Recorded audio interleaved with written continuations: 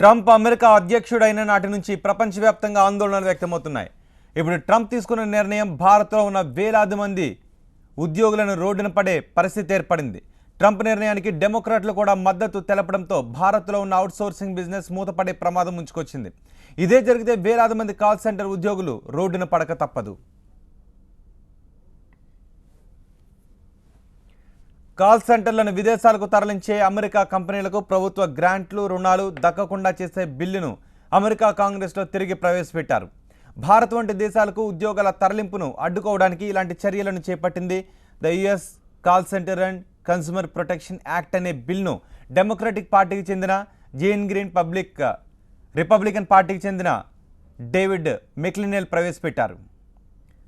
ఉద్యోగాలను విదేశాలకు తరలించకుండా అమెరికాలోనే కంపెనీలను ఏర్పాటు చేసే విధంగా ఈ బిల్లును రూపొందించారు.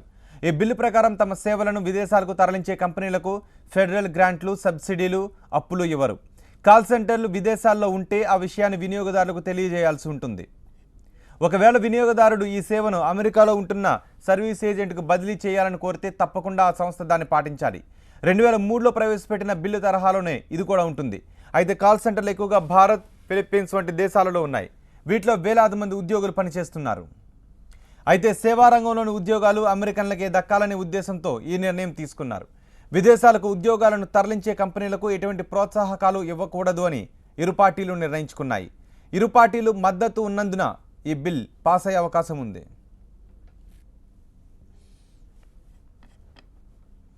ఇదే జరిగితే భారత్ అవుట్సోర్సింగ్ బిజినెస్పై పెద్ద ప్రభావం పడుతుంది. అసలు ఎన్నికల ప్రచారం నుంచే ట్రంప్ భారత్ కాల్ సెంటర్లపై విషం కక్కాడు. అప్పుడే భారత్ వంటి దేశాలకు అవుట్సోర్సింగ్ బిజినెస్ ఇవ్వకుండా అక్కడ కంపెనీలను అడ్డుకుంటామని చెప్పాడు. ఇప్పుడు అన్నంత పని చేస్తున్నాడు మెంటల్ ట్రంప్.